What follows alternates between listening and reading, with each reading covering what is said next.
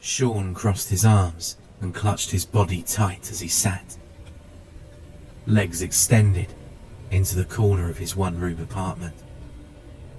A teacher by day, Sean was used to loads of free time during the summer months. Time that gave him ample opportunity to start a second career or hobby. He chose the latter. He was shivering now, even though the temperature outside was a cool 65 degrees. Fear can do that to you, he thought. He'd closed all of his windows and pinned up all of the shades, in case a phantom breeze revealed what he suspected was lurking outside of the glass. Directly to the right of him, although slightly above him since he was sitting on the floor, was his work desk. Fascinated by stories of the paranormal, he spent his leisure time doing amateur ghost hunting for people in his county. He knew they were desperate, and he took advantage of that. Nothing ever came up in a paranormal investigation, but it was fun to try, especially if he was making money in the process. A little jump here and a slight gasp there could do all the convincing to someone with a mind preset on believing what it wanted to. Then he'd leave with a slight assurance that whatever had been, or was still lurking in the person's house, was of no immediate concern to them. And if they should hear or feel anything in the future, anything at all, they should just give him a call. What a great salesman he was. Laid out on his desk were fresh case files from Mary Jane's 2-story split-level house a few blocks over. She got hold of Sean through a newspaper ad entitled "Paranormal Investigation. Don't let what you can't see control your life." Obviously, the investigation turned out empty. But he'd be lying if he said he didn't get a sharp pain in his gut from time to time. Guilt from many days on the job of fibbing. Being careful not to make a sound, Sean reached his right hand up and grabbed the edge of his desk. He stood up with his right leg slowly. The floorboards creaked under the stress. He stood still for a moment, then proceeded to glide his way over to the chair situated in front of his desk. He placed his hands at his side and sat up straight, trying to blend in with the chair. If someone could see through the light white shades on his windows, it would surely only be shadows. And his logic was to camouflage in with the chair, making it seem like a single silhouette. The moon was shining bright that night. Remaining still as a statue, Sean ran through all of the possible scenarios in his head. It wasn't the first time he'd been in that situation, and by then, he'd become accustomed to the ins and outs of it. But the fear had always remained the same. Sean tried to control his shivering by pressing harder against the chair. This could just be my paranoia, Sean thought. Hopefully, it's my paranoia.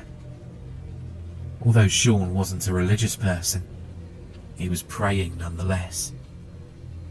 Praying that he'd let his mind get the best of him. It was then that he noticed a shadow gliding over the bottom corner of his window shades. Was that a tree? Sean's stomach dropped. He felt cold. But it was only a tree, Sean hoped. I have white shades.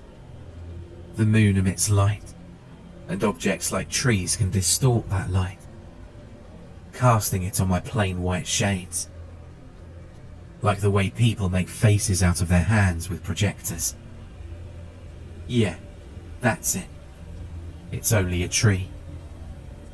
The shadow came again. This time, he was able to catch a full glimpse of it by turning his head ever so slightly to the right. Just enough to consciously take in what was occurring. The silhouette moved slowly, just above the bottom right corner of the shade, straight across, and about a fourth of the way over, before dropping straight down out of sight. A tree! It's only a tree, Sean thought again. Although, he wasn't totally convinced that was the case. The moon continued to shine brightly, and the silhouette appeared again. This time, on the left side of his natural projector, making the same movements. It was symmetrical in appearance. He shivered again. Maybe it was a squirrel or a bird. It wouldn't have been the first time a bird crashed into my window. I hated when those damn things did that. It scared the hell out of me the first time. Sounded like someone threw a large wet paper towel with the splat it made. It left behind a single black feather and a small, wet distortion. Like someone rubbed their finger on it, leaving behind their oil. Not good for aspiring criminals. It was then that Sean got a bright idea. I'm going to crawl over to the window and peek out of the side. Preferably the left, because the curtain closes on that side, causing the drapes to be slightly more open. If I drop down to the floor, there's no space behind me, so I should blend in with the floor. From the perspective of outside, it would look like nothing's moving. Setting the plan in motion, Sean shivered a single time. The hardest part about this would be leaving my chair without making it obvious. Timing was going to be imperative. But when? When should I drop? I have no idea what's going on outside, or even if there's anything there in the first place. Maybe I'm going crazy. A jolt went up his spine. Even if he was imagining the whole thing, he didn't want to take any chances. He knew that this was the time. He slid down into the seat of his chair a couple of inches. His knees bent slightly, and his back curved uncomfortably. He grabbed the back two legs of his chair with his hands, still trying to camouflage. He then turned his head directly to the left to get a full view of his plain white window shades. He saw another silhouette. This time, it seemed to appear gradually, like something was approaching the window slowly. It was directly in the middle of the shade, and it gradually got darker and darker. It was shaped like a human, although it seemed to be very skinny, almost cartoonish in width and height. Sean's mind froze with fear, but his fight or flight instinct kicked in, almost unconsciously. He tumbled over the left side of his chair, landing flat on the ground with a thud, and stayed prone, like a GI in a maze of barbed wire. He looked back up at the curtain, and it was still there. The fear that paralyzed his mind kept him from replaying the action over in his head. It kept him from realizing that what he'd done was as obvious as a blind dog. The figure stayed still. For a moment, Sean wondered if it was them. He wondered if it could see inside, or if it could see at all. He thought the room had gotten colder, but maybe it was just his imagination. He shivered. He was blended in with the floor, and unless the things he feared could see inside, he'd have no trouble reaching the window undetected. Sean crept, inch by inch. He stayed silent, moving one arm forward, and then pushing with his toes. Even if it took a while to reach the window, it was better to be safe than sorry. especially if one of them was outside. The whole time Sean crept over, the shadow remained still, almost too still. It was like a statue. Nothing about it was pulsating or fidgeting.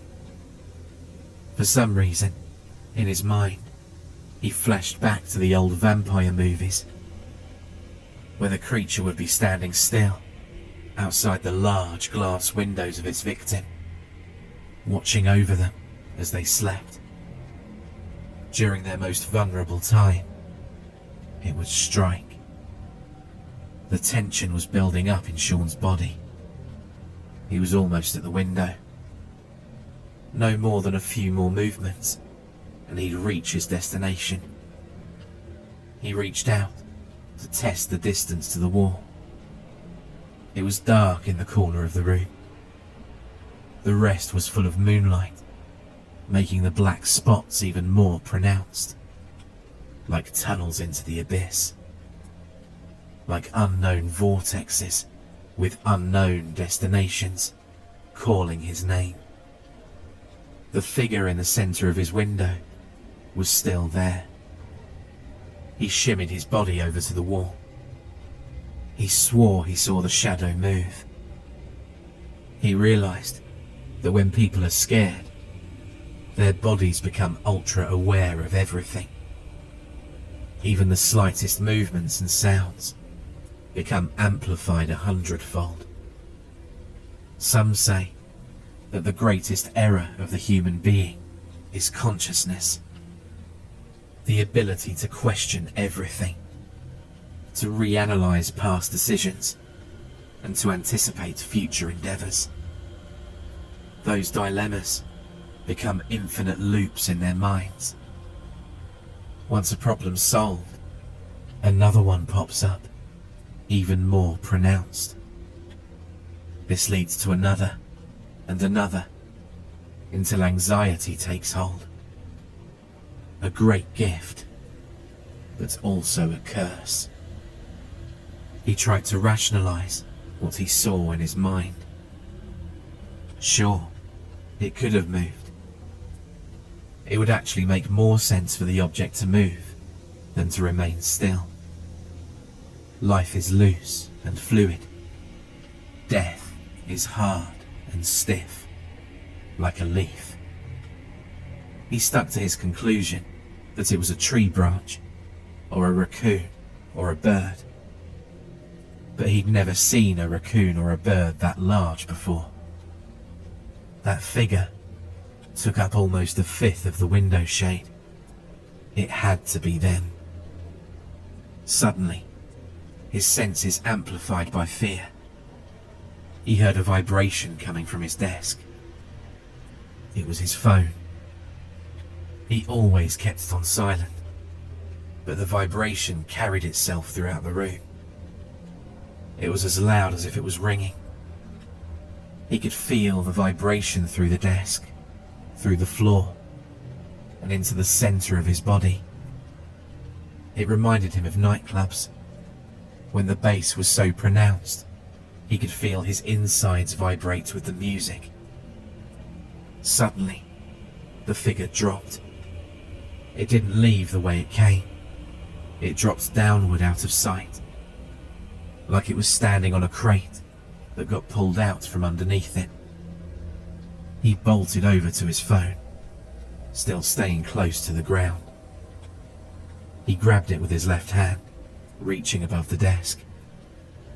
He fell to his back, pulling it close to his chest. He pressed the end button and shoved it deep inside of his shirt. Looking up at the window shade, he could see nothing. Whatever was there by his window was gone, at least for now. He lifted up the collar of his shirt with his right index finger and glanced at the phone. Unknown caller. Great. Just what he needed at this moment. His mind wandered about everything he'd gone through this evening, and unexpectedly, he dozed off into a light sleep. Spread out on the floor under his desk. He was awoken by two bright lights on the window shade. They glanced across his room like two eyeballs scanning the scene. He didn't know how long he was out for. He glanced at the phone. It had only been 15 minutes. Still in a daze, Sean partially forgot about what happened no more than half an hour ago. He stretched out his arms and leaned over to stand up. Pushing with his left hand, he got to his knees, first facing his desk, and then he stood up. He felt oddly rejuvenated for only being asleep a few minutes. The lights were still on. They glanced from left to right, and were now situated on the far right side of his window, and only the right light seemed to remain on his shade. He suddenly remembered the silhouette and dove to the floor quickly, crawling over to the left side of the window. He gently moved the shades aside with his right index finger, just enough to see outside. He saw a pickup truck shining its high beams ominously at his window.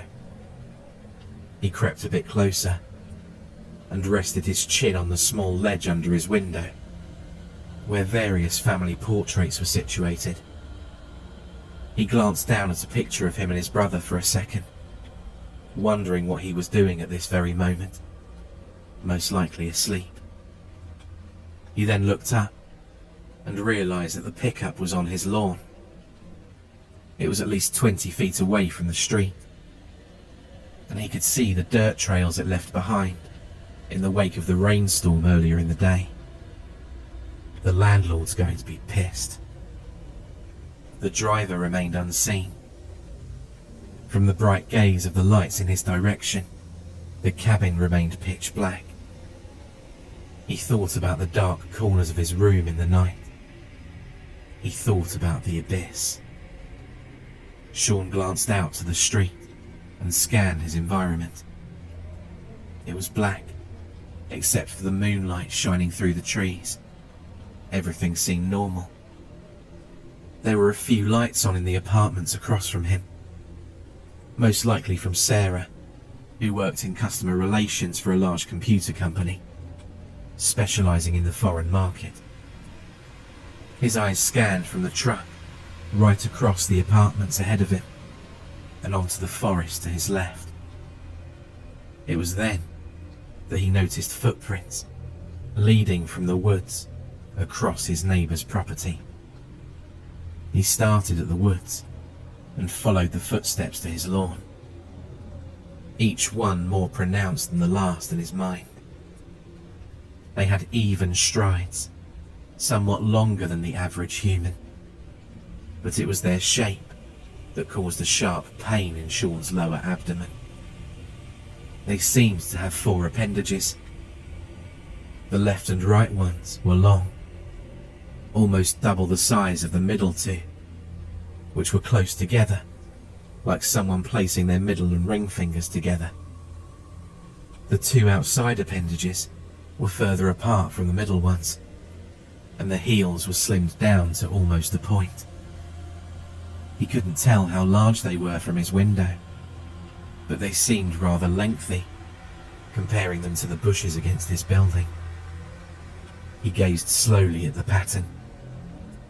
It looks like they stayed against his building the whole time, almost like it was trying to blend in with it. Taking a page out of my book, Sean thought. He wondered if it set off any automatic driveway lights. Not that it mattered anyway. It was close to 4 in the morning by now. He continued to follow the footsteps as they became larger and larger in his view. They reached his lawn, and it suddenly became hard for him to see from the angle. He glanced back at the truck, and it remained still, vibrating up and down from the motor. A chill jolted down his spine. Something with a very odd footprint, unlike anything he'd seen before, had made its way from the forest to his house across his neighbour's properties. Almost instinctively, he looked to the right, wanting to see where the footprints led. But there were none. His body grew cold. He knew what he was going to do next. He pieced everything together, like he was solving an open-ended question.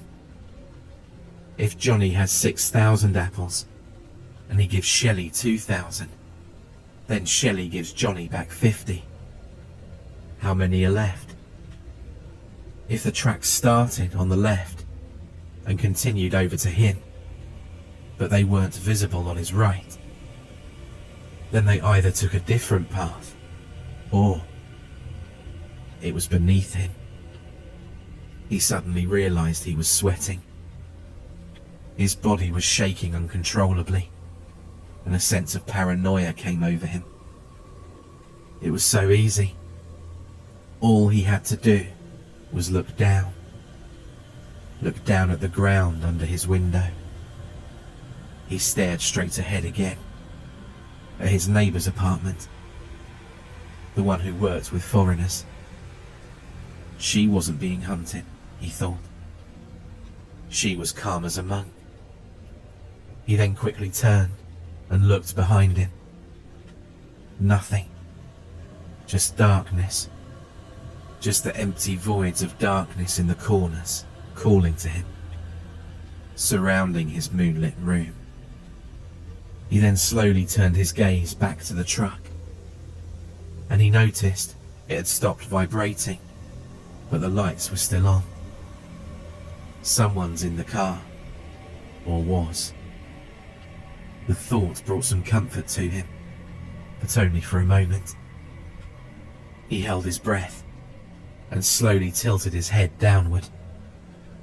His eyes retraced from the apartment across the street to the street itself, and then slowly over his lawn, spotted with brown untreated grass. Terror was building up inside of him.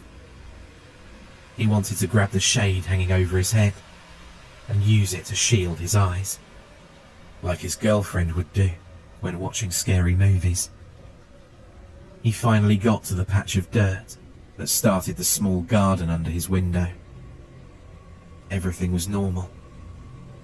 But out of nowhere, the horn on the truck blasted. He screamed, jumping up in terror, his heart skipping several beats. He stared at the truck. It was rocking backwards and forwards, like a struggle was going on inside of it. He strained to see inside, but the cabin was still shielded with darkness from the light. The horn stopped, then honked again at random intervals, like the driver was trying to relay something in Morse code. It was then, almost absent-mindedly, that he looked down. Two large, deep, red eyes stared back at him, paralyzing him with fear. The creature, white as a sheet, stood there, mouth wide open, almost in a smile, revealing a row of large, disorganized teeth. Its head was oval-shaped, but still surprisingly human. It had no hair, its skull almost impossibly pale, covered with large blue veins and random patterns of cracks, like generic pictures of dinosaur eggs. It reached both hands up towards Sean, rhythmically, slowly, like a priest blessing the blood of Christ. Its arms impossibly skinny, as pale as the rest of the figure. But all of a sudden, the light from the truck went out, and the creature disappeared into the unknown. He let out a helpless scream, closing the blinds with force, and bolted across his room onto the bed. Grabbing his cell phone, he glanced down and started to dial the police, before noticing He only had 5% left on his battery life. While he clumsily dialed 911, he looked back up at his window shade. The light from the truck started flashing on and off again, at random intervals like the horn. Each time it shone on the window, he could see the outline of the creature. It seemed like it was clawing at the window. The lights flashed off and on, again and again, while the phone rang. Each time the light shone, the creature was in a different position, more menacing than the last. Its crude, thin shape, almost dancing to a strobe light. The phone stopped ringing. 911, what's your emergency? The voice of a middle-aged woman answered on the other end. Help, please, they're here, he screamed into the phone. He was shaking uncontrollably, his shirt almost fully drenched in sweat, its colour a shade darker than intended. Excuse me, sir, what's your emergency? The woman answered forcefully this time. She could hear the agony in his voice. I need you to send someone over right now, please. Sir, calm down. She pressed a button next to her control panel, which notified the nearest dispatcher. She'd asked for his location, but police stations could trace calls. Luckily, there were 2 patrol vehicles within minutes from his location. Tell me what's going on. Help's on the way. Sean thought he would feel a sense of relief in her last statement, but he didn't.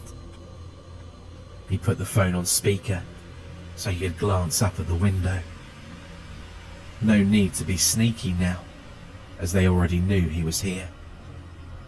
They're here, and they know I'm here. One of them's clawing at my window. You're not making any sense right now, mister.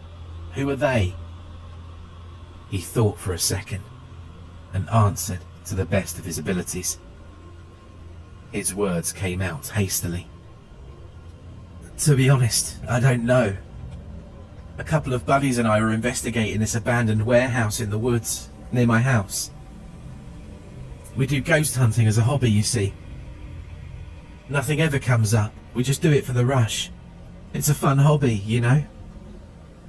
Sean imagined the warehouse in his mind. Half of the windows boarded up, the other half as black and empty as the cabin of the truck. As deep and gaping as the eyes of the creature he just saw. He couldn't take his eyes off of the window shade. Anyway, in this warehouse we were getting a strange reading. We had a device that senses electromagnetism. It was in the basement. It seemed to get larger towards the south wall. So we thought there was something behind it, even though it was stone. The lady on the other end cut in. Okay, stay calm. What next? He started up again, not even acknowledging her response. Well, one day we went back with mallets and knocked the wall down. Our suspicions were right. We found another room, almost as large as the foundation of the building. It had to continue underground. It was like we were in a cave. There was an ominous smell like... Sean cut off, staring at the shade. He saw the creature again. Only this time, it came from the right side of the window, and it seemed smaller. It could be an illusion, he thought. That's all human vision is anyway, an illusion. He noticed it was holding something, or someone, in its hands. It seemed like a limp doll, very human in shape. It was wearing a large cowboy hat, and seems to be quite sizable. Maybe 200 pounds, he thought. Sir, are you still there? Help's almost at your location. Are you okay? Sean's heart sank. From the left side of the shade came another figure. equally lanky and equally menacing. There were two of them. The new apparition grabbed the person and tugged at it, like two children fighting over a doll. The one on the left then bit into the person's left leg and pulled like a dog fighting over a pull toy. The creature on the right hissed at the one on the left, and then it too bit into the side of the person's neck. He could hear a splatter on the window, most likely blood. "Are you still there? I'll stay on this line until I get an answer." The woman's voice seemed almost as desperate as Sean's now. "It's horrible." That's all Sean could muster.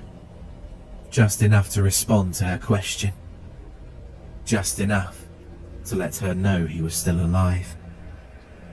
The two silhouettes then ripped and teared at the person, until all that was left was its right arm and a stump of its right thigh. He tried to believe his eyes, but he couldn't. The fact he was staring at a projection of shadows did just enough to pull him away from a panic attack. "Stay with me, sir. Help is almost there." He continued to look dumbfounded as the creatures picked up chunks of flesh and ripped into them like a lion that just caught its prey.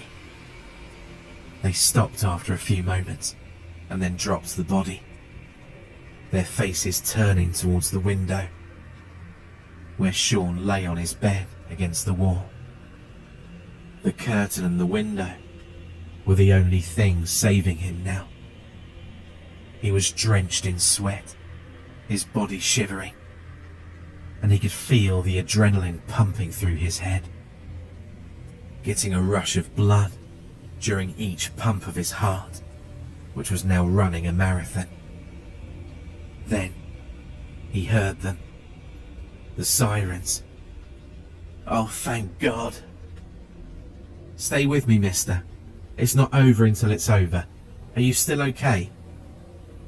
Her last sentence still had a hint of worry in it. "Yes, I'm fine. But they're staring at me now. They know I'm here, and they'll be back. I'll finish the story when I get down to the station." His tone turned from pure horror to slight relief.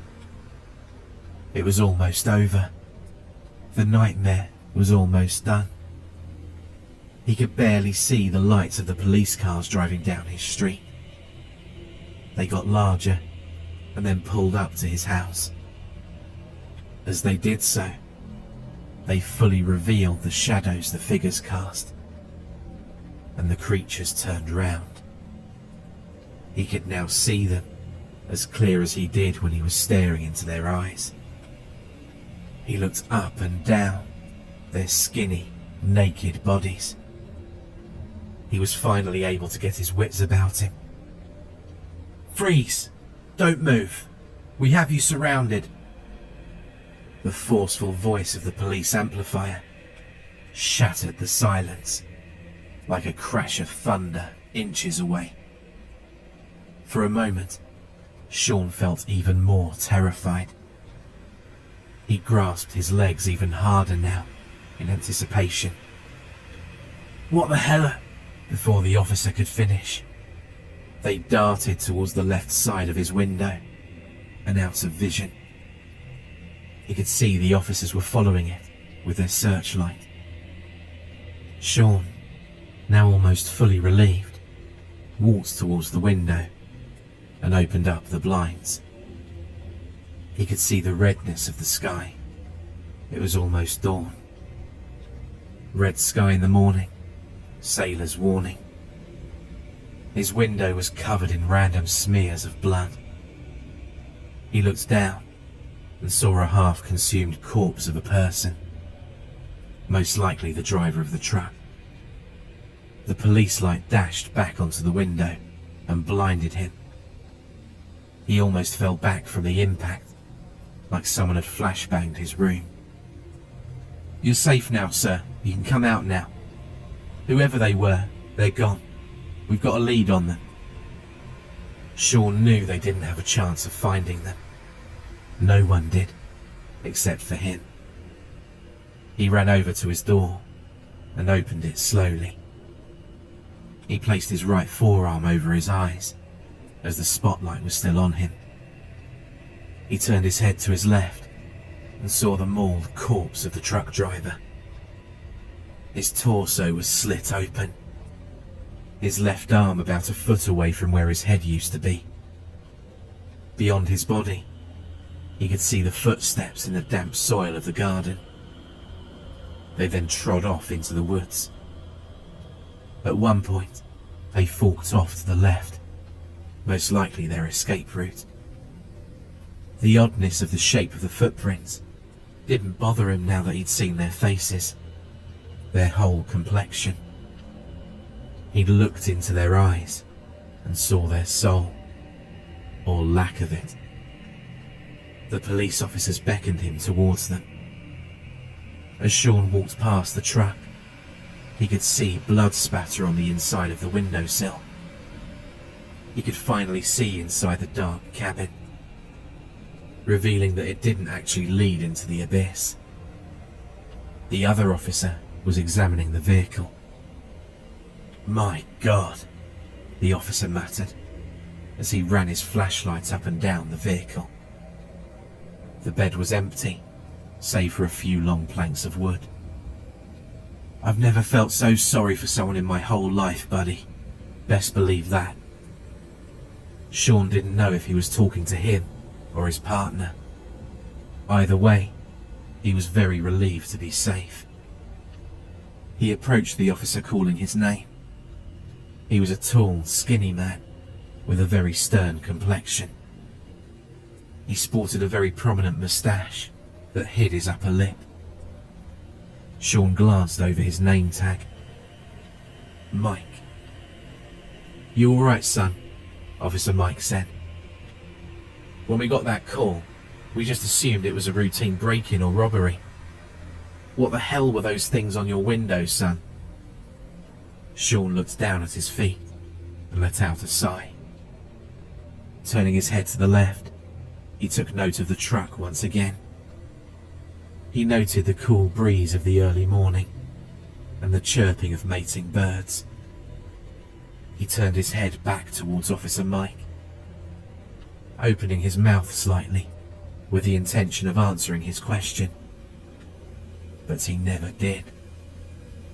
Glancing over at the police car, he noticed a strange shadow emitting from its right tail light. Officer Mike quickly turned his head around.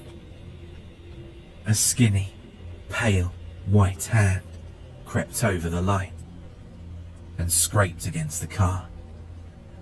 Before they could let out a scream, the creature jumped over the trunk, tackling Officer Mike face first into the pavement.